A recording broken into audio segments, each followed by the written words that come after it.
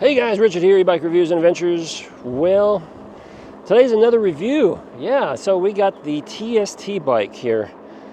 Yeah, you're going to want to stick around for this.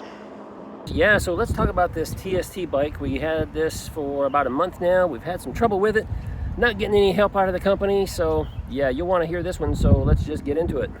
Okay guys, we were in contact with TST and they said they wanted to send us this bike to test and review, and we're excited for it. But here's the thing, we've had it now for about a month and we've had some trouble.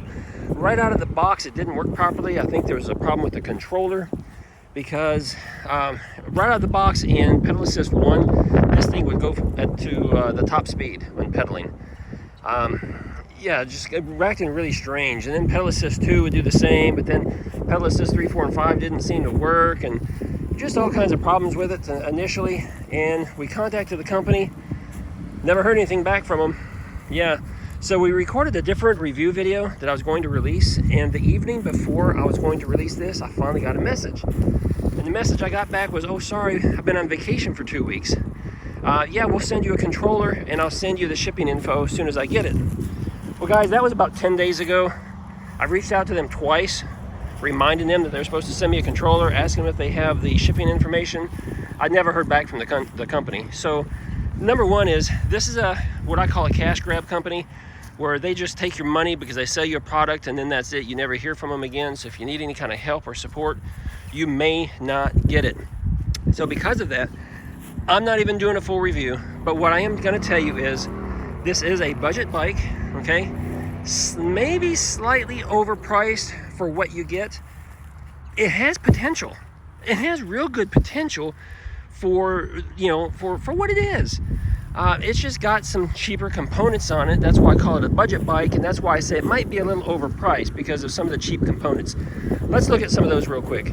We've got this itty-bitty tiny little itsy-bitsy spider-looking, you know, front headlight there, so really tiny and small. We do have suspension forks, but there's no adjustments, no, you know, just nothing there. We do have Radius brand hydraulic forks, or excuse me, hydraulic brakes. So not familiar with that brand. The thumb throttle is a little different right here, kind of big and clunky. Not real sure about it. I haven't seen one like that before. Makes me think maybe, you know, budget. Then you get over here to the shifter. So this is a twist shifter. Not a fan of twist shifters personally, but some of you may like those. I just don't care for them. But nonetheless, it speaks, you know, lower cost budget. The display isn't too bad. You know, it's got nice big buttons, so it's easy to see what they are and easy to get to. Kind of a color display. It's flashes, but that's because of the camera. But you know, it's rather simple. So nothing special, but it works fine. You know, you got down here, you have a pretty good sized battery. You know what? I've already forgotten the size of the battery. It might be 18, like an 18 amp hour or something. I don't remember now. I didn't study this bike. I don't have the specs on down because, quite frankly, they haven't been very kind, and I'm not recommending this bike, so I'm just not going through everything with you. They do have Chow Yang tires, so you do have some brand name tires on there for being, you know, a 26-inch bike. It does have a derailleur guard, which you don't always see. The bike rack up here is kind of like an aftermarket bike rack. You can tell because it's one of these adjustable bike racks, so you can adjust it and manipulate it to fit multiple different frames of e-bikes and stuff. So it's just a aftermarket one. It's only got one connection point down here, so I'm guessing you can't put a lot of weight on it. It's also it's pretty small for what it is. You have a reflector back here. It's not an integrated tail light or anything. So yeah, I mean, just a lot of different components on this thing that just sounds or speaks cheap budget bike. But that is what it is. It's okay because it means it's more affordable to more people.